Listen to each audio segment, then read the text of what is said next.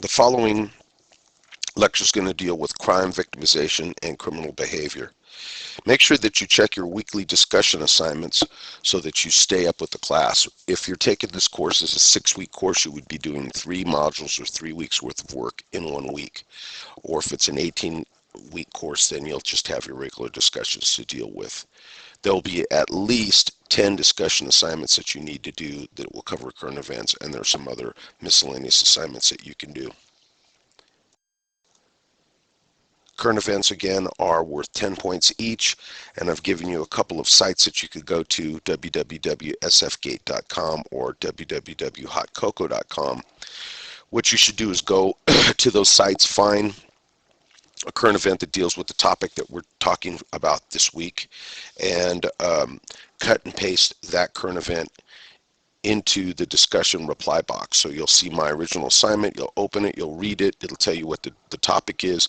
You find the topic, when you hit push reply, it'll open a box like returning an email, and you'll post it in there. So the first thing we're going to look at is the fact that we don't really agree very much on a lot of different topics as Americans with respect to crime and what should be criminal and what shouldn't, because we define what is criminal.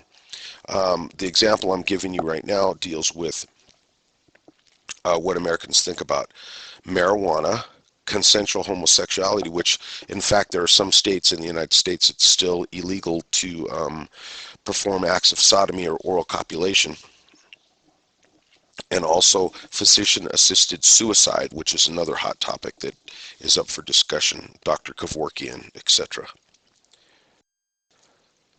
We're going to try to look at how crime is measured, how we define it, and what's the system of collecting the data on crime. The first thing we want to talk about is the consensus model, which says that law is an expression of values. In other words, there's certain things that we agree upon that should be crimes: rape, robbery, theft, those sorts of things. In the consensus model, we deal with a couple of different characteristics in this model, and they include that law reflects the need for order, that law results from a consensus on widely shared values in society, and then the law is used to protect the public, and lastly, that the law also provides a neutral means of resolving disputes. Emil Durkheim was a sociologist that basically said that law was a barometer of the moral and social thinking of a community. The opposite is the conflict model, and the conflict model says that law is an expression of power. It says that that dominant group that's politically in charge will make laws to pursue their own goals, and the interests that reflect their subgroup membership based on race, class, age, and economic level. When we look at the origins of conflict law, we see that you have political groups that influence the content of law. Mala prohibita crimes, which we'll talk about. Mala prohibita are those crimes that are prohibited because there are certain laws that say that. And these things can change from time to time. For instance, a mala prohibita law that has changed over the years is the maximum speed limit in California. It was 65, it went down to 55, and it's back up to 65 again. Also says that in the conflict model that those that are in political power use harsh penalties on the poor, disadvantaged, and that the powerful get lighter sentences, meaning that if you have the connection, you don't get charged with crimes if you're rich enough to get away with it. So in this model, it says that power, force, and constraint rather than common values are the organizing principles of society, saying that the community is better characterized by diversity and conflict than by consensus and stability. An example would be the war on drugs. And we can look at back. If we look at Prohibition, what was happening during Prohibition was you had a dominant Protestant faction that was politically in power at the time Prohibition came back. We're talking about the 1920s. And you had a whole group of Catholic immigrants that were coming out, mostly Italian and Irish. Now that group were known for liking to consume alcohol. They drank alcohol. As a matter of fact, in the Catholic religion, wine is used as part of the religious ceremony. Well, the Protestants outlawed alcohol, and as a result, you saw a lot of Irish and Italians going to jail for possession of alcohol. The downside of this was is that that political group was able to control and put into prison many new immigrants that they felt were a threat to them and their own religion. On the other side, the thing that happened was you had organized crime began because Irish and Italian mob came into effect, and they began to bootleg and to import illegal alcohol from Canada. The author talks about that other war on drugs have focused on the Asians for opium, Hispanics for marijuana, and African Americans for cocaine. And certainly there have been some discussions about the fact that most of the African Americans that are being arrested with crack, and that there's special laws that deal with crack and make it a much harsher sentence than powdered cocaine. Both are a violation of the law, and obviously we need to go do something to try to deal with the epidemic of drugs. But this is just an example so you can look at how this conflict model works. Mala and say crimes are those crimes that are wrong in themselves, including murder, rape, assault, and they're based on that shared values or consensus. Where mala prohibita crimes are crimes that may not be wrong in themselves, including vagrancy, pornography, use of alcohol, and they have a source and power of public interest. Other examples would be no smoking. That's another hot issue. That is a conflict model. Those in power are the ones that are coming up with the rules. Types of laws. Substantive laws define conduct, and they're usually found in the penal code. This would be things like burglary, rape, robbery, the actual penal code that describes those violations. Procedural laws are those that define the application of substantive laws. For instance, misdemeanors, which are, we'll get into definitions out later, but misdemeanors, you have to observe them occur. They have to occur in your presence. The procedure to make an arrest for a misdemeanor, procedural law states that it must occur in your presence. There are some exceptions to the rule, but in most cases that's what happens. Another procedural law says that any person that's arrested must be brought before a magistrate within 2 days, 2 business days. The next type of law we'll talk about is civil law. Now, civil law defines relationships between individuals. The first two were criminal law. So criminal law defines the relationship between the government and individuals. Civil law defines relationship between just individuals. So the difference would be if you get in a wreck and you're driving under the influence of alcohol, and you cause damage to someone's car and you injure them. The police show up, they arrest you on a criminal charge of drunk driving and possibly felony drunk driving if there's injuries. But the person that's at the scene that suffered the damage is going to sue you in civil court to get compensation to return them back to where they were before the accident, meaning that all medical's taken care of, loss of work, and damage to their vehicle. Types of crimes. Crimes can be categorized as both mala and se and mala prohibita, but in general, we have classifications of crimes. Felonies are those crimes that have a punishment of death, imprisonment for more than 1 year in the state or federal prison, removal or disqualification from holding public office, or a fine.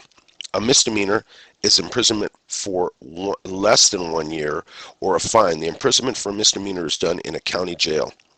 A wobbler can have a punishment of either a felony or misdemeanor. Example, 261.5 is statutory rape, and it has punishments of 6 months, 18 months, or 24 months.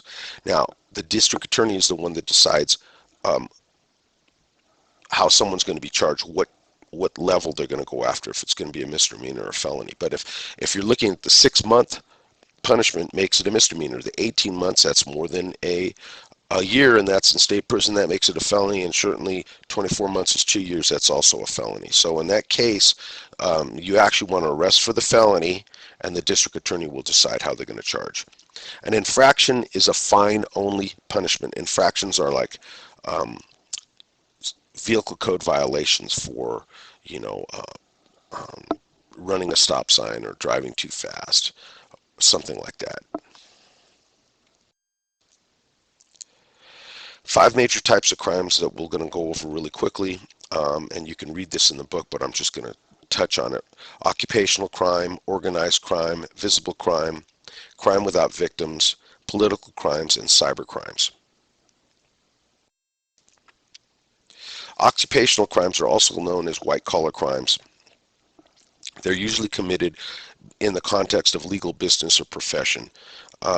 You'll see that it may be for the benefit of an employee organization, or through the exercise of government authority, or through professional crimes by doctor, lawyers, and stockbrokers, or employee thefts, false claims, or embezzlement. An example would be in a bank setting where somebody is able to steal or siphon off money and change the books, what we call cooking the books, to steal. The other things that we might have is where two companies who are competitors and they're not supposed to be conspiring to control the price of something in the market because of antitrust laws get together, and for the benefit of their company they raise prices, and people don't have any competition to go to try to get a better deal, so they're forced to pay that amount of money. Martha Stewart got caught in an occupational crime where her stockbroker gave her a tip that the stock was going to go down, and the problem with that is it's called insider trading, and with insider trading it has to do with someone releasing information that the general public doesn't have, and that's why it's unfair and against the law.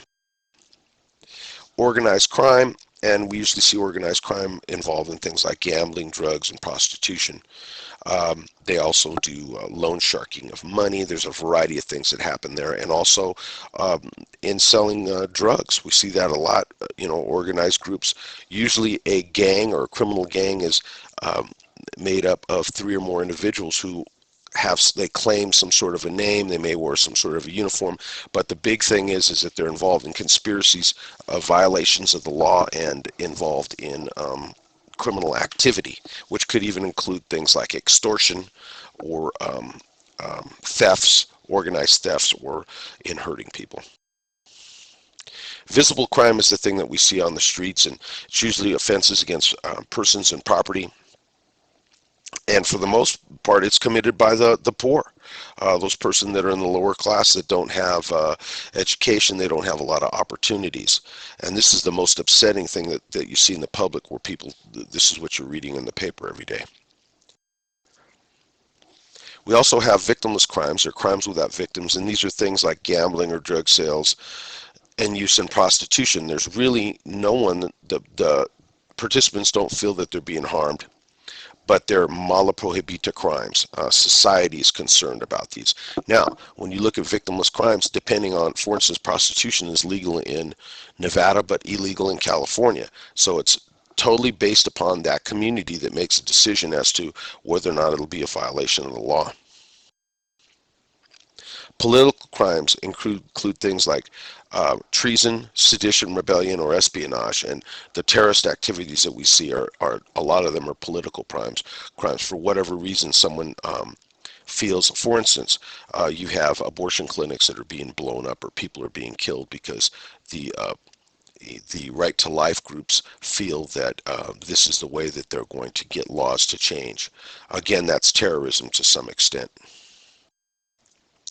Cyber crimes, and this is something pretty new, using computers to commit crimes, and these include identity theft, ATM scams, being able to use the internet to get money out of persons' accounts or steal money or property. How much crime is there? Well, if we look at the crime rates, we'll find that they remained high and stable in the 1980s, and that soon after the 1980s we became involved in crime awareness programs, and we became involved in things like Community Watch, and we saw this had a direct effect on the crime rate. In Berkeley Police Department in the early 80s, by instituting a crime watch in one beat that had a high number of burglaries, they were able to lower the burglary rate in that part of the community by over 40% in 1 month, which is pretty spectacular. We saw that in the 1990s that a number of new laws came out, including three strikes and a number of new drug laws, and the response to that was that police went out and enforced these laws, and then we had a lot of new arrests come in, and it placed more pressure on the courts to respond, so we had more arrests in that area. Sources of crime data. Every police department in the United States that wants to participate in and receive grant money for their department must participate in providing data to the FBI. So at midnight every night in every city, there's some poor clerk who's having to put the data on. It's probably done now on the internet, and they include certain categories and tell how many crimes occurred and where they occurred. Cities are divided up by what's called census tracts, and census tracts are how we count population, but we also use them for other data organization like crime. One of the things that's difficult to measure is what we call the dark figure crime, and you should know that because that's going to be a test question. Dark figure crime are those crimes that don't go reported. Now, homicides and auto thefts are the crimes that get reported the most because people are concerned about their cars. I've worked in auto theft before, and they will call you every day to see what's up with their car. And homicides, there's obviously a body or somebody missing that has to be accounted for.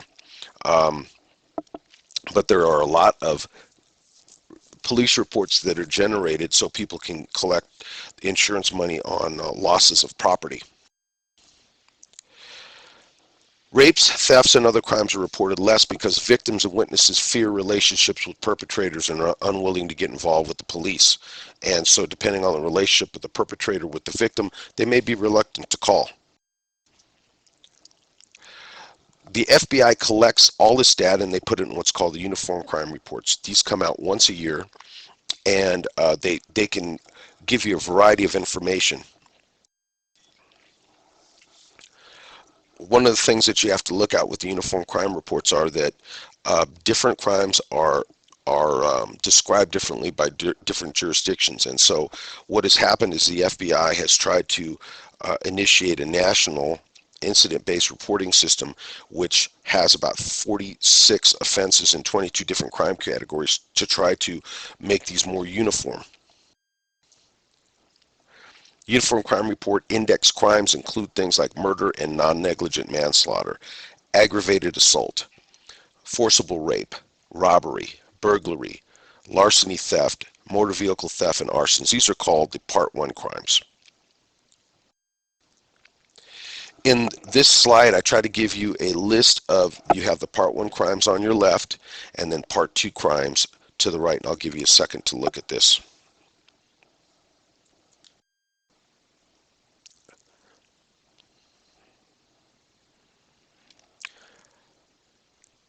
Counting criminal and victims using official data. How accurate is this stuff? That's a good question. How accurate is it? So we know that not all crime is reported, and we know that there's some administrative errors in recording crime, including interpretation of the definitions, sometimes system counting errors, or deliberately altered or manipulated data. Now, why would that occur? Because obviously police departments want to look like they're doing a good job, and it's really easy to play around with data to make crime rates go up and down if they're trying to get a grant.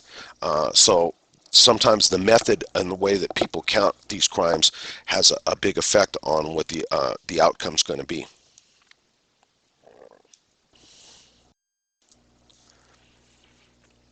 Revising the Uniform Crime Reporting System. Some of the work that's being done is definition, and some of the things we have to worry about is that definitions of crimes are being revised, and that counting methods need to be done more accurately.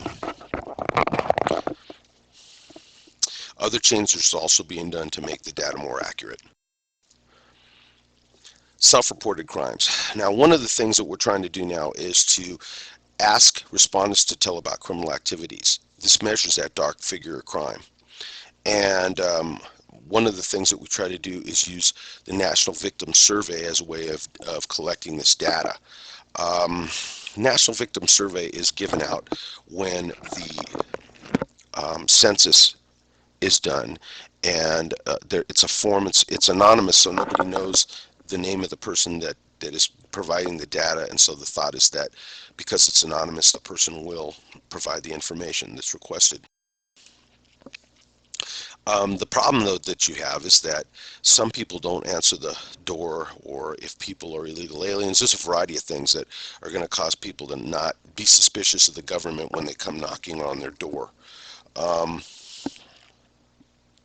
the other thing is that people who are involved in criminal activity may not report that criminal activity, um, or be honest about it. Offenses measured by the National Victim Survey include rape, robbery, assault, household burglary, larceny, motor vehicle theft. Crime trends. The UCRs have showed a steady increase in crime rates until 1980, but the National Victim Survey showed that stable victimization rates with declines during the 1980s. Again, part of that has to do with the organization of Neighborhood Watch nationally. Increases in the crime rates are attributable to willingness of citizens to report crimes, and also things like 911 numbers, which made it really quick for people to call the police, and neighborhood level watch and police patrol programs that were, community police based programs where people had more trust in the police. Trying to explain crime trends is really difficult, but in general, if you look, um, it's been pretty even. The crime rate is stayed about the same, not really steadily rising. Most property crimes have dropped, and again, that's because of the organization of Neighborhood Watch. Violent crime has dropped since 1993, but part of that is because the persons who mostly are involved in crimes, or the prone group that you'll find involved in crimes, are males between 16 and 24 years of age. Now, my theory, personally, this is my own opinion, but the population in that group has been low. And because the population of the group, the highest population has been the retirement age, or the baby boomers who are now retiring, they're older. We know from statistics that once people hit 40 years of age, their involvement in crime goes way down because they just physically aren't fit enough to get involved in, robbing folks and keeping up with other criminals on the street and protect themselves. But we have a new population coming up in that 16 to 24 age group that's going to make it the biggest population. And I believe, in my opinion, that the crime rates are going to go up, because we know statistically the 16 to 24 age group are the ones that commit most of the crime, males. Now, there's about 14 million arrests that are made a year, and the police are more likely to solve a violent crime than a property crime, because on property crimes, there's most of the time no witnesses. On a violent crime, there's a victim, and hopefully the victim can identify the person. And in most cases, the victim knows the perpetrator. So, are crime statistics accurate? What do you think? And one of the things that we need to look at is it reliable? And are the numbers that are coming to us valid? Because games could be played with numbers. Factors affecting crime trends include the age. Like I said, I talked about the age groups of the community, the economy, social problems, the accessibility of firearms, whether there's gangs that live in the area, if drugs are sold a lot in the area, and what's the justice policy, what's the relationship of the police department with the district attorney. I mean, do they have a good relationship? And the court system, is it efficient, effective, and quick enough to deal with problems in the community? Demographic influences on crime trends. Again, 14 to 24 year age group is the one that's the most crime prone, and that's the group that we need to look for.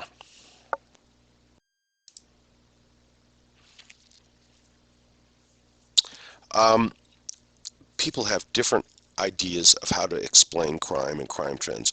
In this course, you're required to do a research paper on why people commit crimes, and hopefully in your research you'll see that there are a number of different factors that people look at, including demographics. And demographics, the word demographics, what that means is it means looking at the population. What's their age? What do they do for a living? How much money do they make? What's the educational level that they have? Things like that are the demographics. Unemployment, are they employed or not? And other factors. We're now going to start to talk about crime victimization. And part of that's going to be the study, or what's called victimology. Part of what we've been trying to do is analyze, in the 80s and 90s, we had a higher crime rate. In the 80s. In the 90s, it started to go down, and part of community watch and community policing programs was to look at why criminals targeted certain victims and to try to lower those incidents by educating the community about that. So who's victimized? Victimology emerged in the 1950s and 60s to focus attention on who's victimized and the impact of victimization, the role of victims in precipitating crime, meaning why were they chosen as victims? Some of the theories included lifestyle exposures. Violent crime was primarily an urban phenomenon, meaning it happened in the big cities, in areas of high incidence of physical deterioration, economic insecurity, poor housing, family disintegration, and transiency, meaning that you had people that were coming and going out of the area that didn't really live there. They weren't from the neighborhood. African Americans are more likely than whites to be victims. Most violent crime is interracial, meaning it's black on black crime. And young more than old are likely to be victims. Victim characteristics can include gender, age, income, marital status, and race.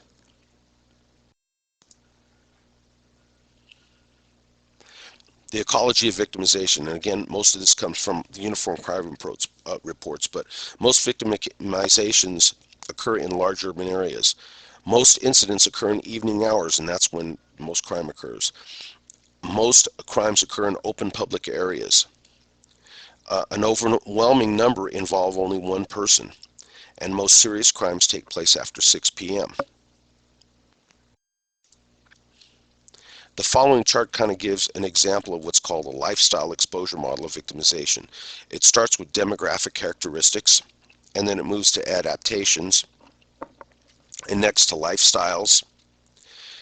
Also might have associates, because if you're involved in a gang, the chances are there's a chance that you could be a victim of a homicide or robbery or whatever, and then exposure to those situations, and finally victimization, whether or not you're likely to be a victim. In figure 2.5, you're looking at the victimization rates for violent crimes.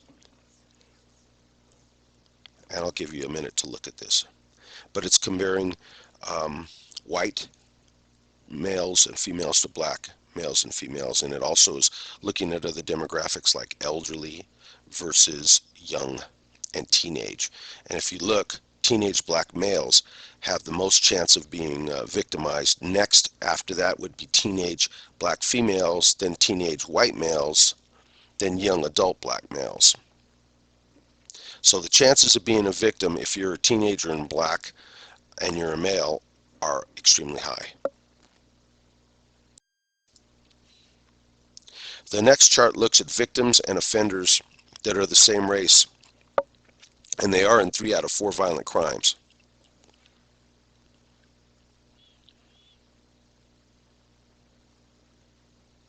So on the left, what you're looking at is you have white victims, and the suspects are mostly white. On the right, it would be black victims, and the suspects or offenders in that category are mostly black.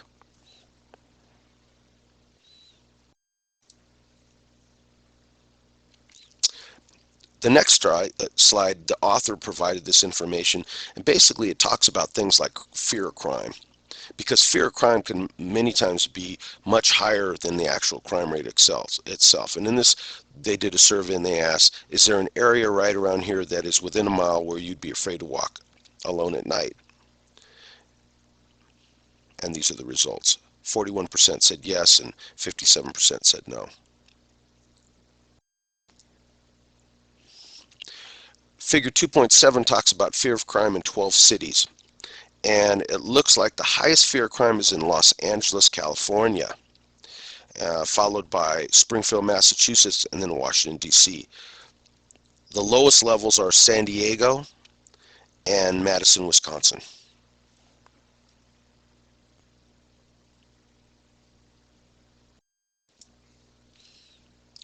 There are this next slide basically talks about should crime be of a major concern? What are the things that happen? At the top of the list, per 100 adults per year, 220 have accidental injuries, 66 have injuries in their homes, and 61 are victims of personal theft.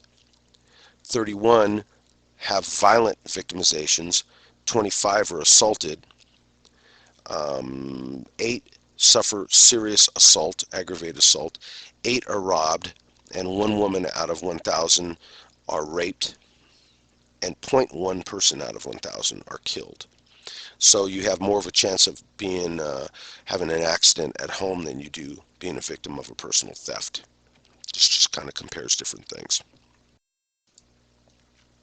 What's the impact of crime? We're spending a lot of money, from 20 to 130 billion, and the cost to operate the criminal justice system is over $50 billion per year. When I was talking about fear of crime, and fear of crime rose sharply in 1960 until 1973 when it stabilized. Some of the effects of fear of crime would be that it moves jobs out of the community, that businesses move outside city limits if they perceive it to be a dangerous area.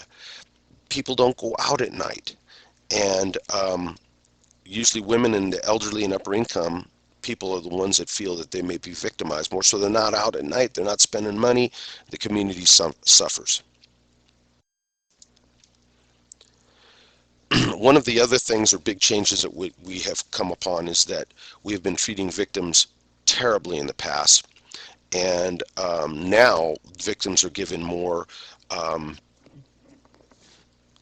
programs to help them after they've been victimized. They're treated better. Criminal justice officials are training their officers to treat them better. They're getting money for economic and physical injuries that they're suffering as a result of crime. There was a presidential task force that looked at reforms to provide restitution and make sure the victims' rights were upheld. And in 1992, the Victims' Bill of Rights in California was passed. It placed more of an emphasis on the victim, and it provided counseling and compensation and assistance for the victims of crime. Well, how do victims precipitate crime? How do people get targeted? There are 6 elements that were listed by a researcher named Hunt that said that these are reasons that muggers would pick certain people. They walk late at night. That triples the risk. Elderly are more physically vulnerable. People that are carrying bags or things and they're inattentive, or they have a clothing on like a jacket with a hood that may obscure their vision to the side and make them an easy target. Kinds of clothing worn, or amounts of jewelry or cash, people that see these things. Robberies in American cities, unlike other cities, are often interracial, meaning that white victims of non-white strangers. People walking alone are more vulnerable. Muggers target women in high heels, and we've seen a trend where women will wear low heels, like running shoes even, to work, and at work they change to their high heel shoes, and then on the way home they change back. And this is so they can escape if there's a problem. Conclusions of studies included that some citizens don't take proper precautions. They're not looking around to see what's going on, and they can provoke and entice a criminal act. And that victims in certain non-stranger crimes are unwilling to assist officials, meaning non-stranger, the suspect in the case. They're not willing to assist officials in investigations and prosecutions. What I'd like you to try to do is to go to www.rateyourrisk.org. And when you go to that, you're going to see that there's a homicide survey. And I would like you to take that survey, and for a discussion assignment, you're going to cut and paste just the last page. I don't want the whole survey. I just want the number of points. Or you can even write in there how many points you you rated in the survey, and discuss your lifestyle choices and whether they may expose you to a higher or lower risk factors. Things like if you hang out with people and these people are carrying guns, then there's a likelihood that you could be there when they pull the trigger, and if they're not a good shot, you end up getting hit. Things like that. Do you go to clubs where people are carrying guns? Are you out late at night, and do you go to the ATM late at night by yourself? Those sorts of things. So I would like to have that by this weekend as one of your discussion assignments. Um, Look in the discussion assignments for exact description of this assignment, but I'm just trying to give you the information at this point. But what the latest information, and because this recording could have been done a year ago on this lecture, whatever is in the current discussion block regarding rate your risk is what I want you to do. Theories of the causes of crime. There's a number of different theories. The classical criminology theory that explains certain societies and how they develop crimes. Originally, people thought that wrongdoers were under the devil's influence, and so people were made to be penitent. The penitentiary was a place that you sent people so that they could review what they've done and pray to God to get out from under the devil's influence. Beccaria was a researcher in Italy that basically said that people were everybody was rational, but everybody had the potential to engage in criminal behavior, and that the laws, people looked at the benefits or risks or benefits of committing a crime. In other words, if you got caught and the time you would do, or originally many European countries would just put you to death back in the 1700s if you get caught committing a crime, and that that prevented people from committing crimes. It also said that the punishment should fit the crime. Lambrosco was another European researcher who said that certain people are born criminal, and we know that there are certain XY chromosomes that if you get an extra male chromosome, that it's been shown that those individuals are more prone to be more violent, and that those individuals may also be more prone to become criminals. Biological theories. There's some researchers out there that are suggesting that the substances that we eat may make us prone to antisocial behavior. If you can remember the Harvey Milk and Dan White case, Dan White was a city councilman in San Francisco, and he killed Mayor George Moscone and Councilman Harvey Milk. And he used as his defense what was called the Twinkie defense. He said that he had gotten too much sugar in his system and it caused him to act erratically.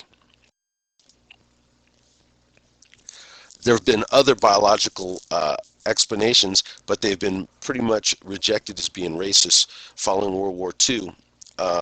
And there's really has not been any new studies out as of late.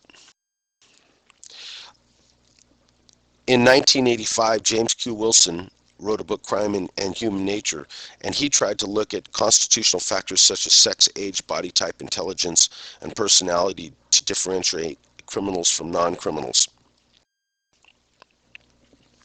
Sigmund Freud, the psychologist, did a lot of research and basically developed what was called psychoanalysis, where he was able to identify people that he classified as psychopaths or sociopaths or having antisocial personalities. Sociological explanations of crime assume that the offender's personality and actions are molded by contact with the social environment and such factors as race, age, gender, and income. Durkheim believed that crime was a natural component of life, so we're going to look at some of these sociological explanations. University of Chicago in 1920 said that there's some ecological factors also, including poverty, inadequate housing, broken families, and problems of new immigrants who weren't able to get work when they first come into the country. The social structure theory says that inequality leads the lower classes to crime. The have-nots. You don't have something, you go out and get it. If you have no hope of being able to get it legally, you'll steal it. The social process theory says that criminal behavior is not limited to the poor, and that criminals result from interactions with people within the institutions, organizations, and processes of society. Thus, everyone has a possibility of being a criminal regardless of their social status or education. I'm not telling you that I believe in any of these theories, I'm just trying to give you an overview of them.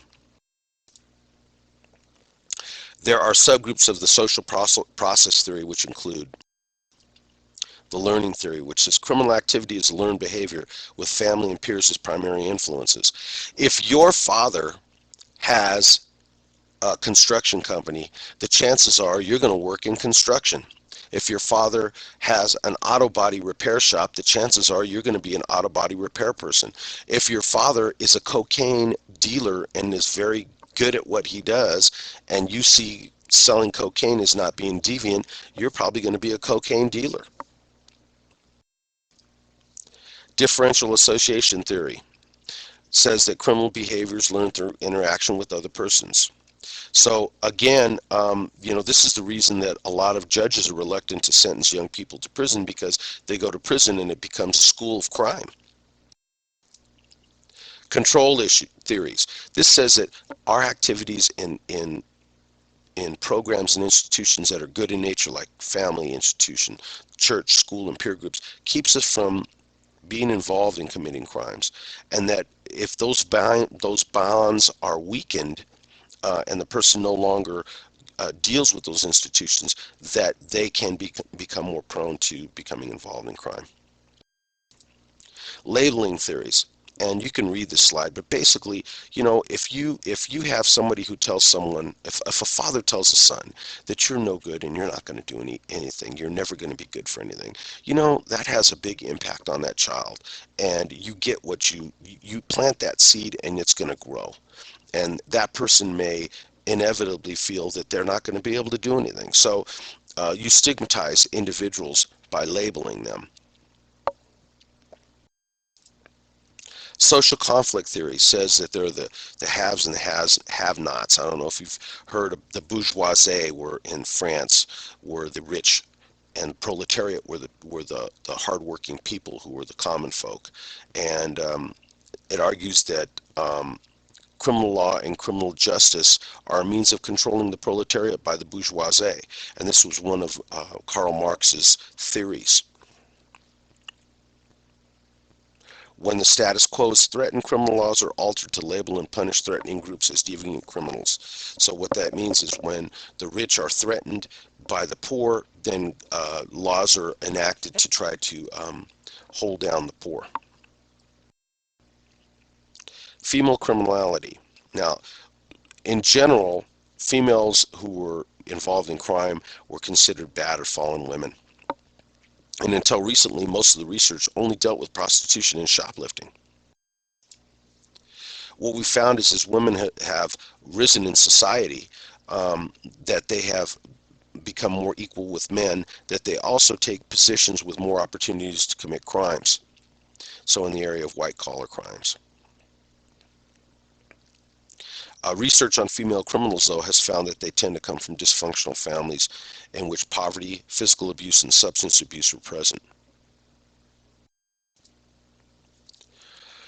Female criminality theories of the 1950s and 60s, you can read on this in the book yourself, but they have what's called role conflict.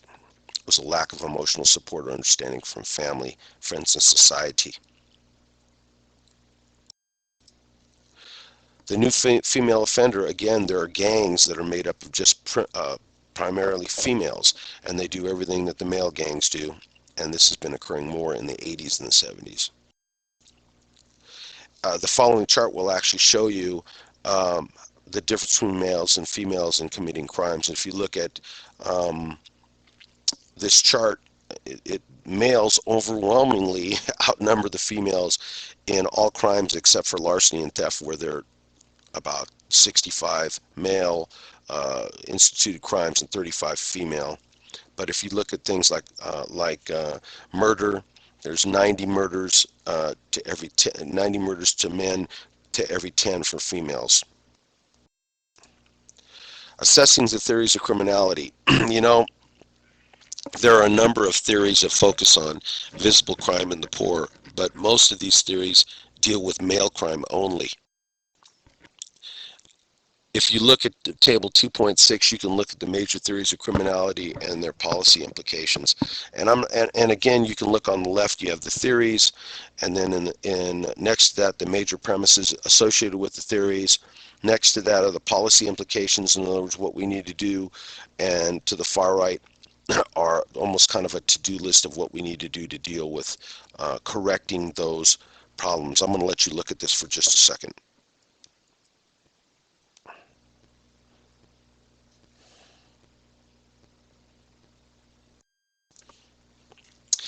The following are all the key terms that we've dealt with in this lecture. So you should be able to define most of these that you see here.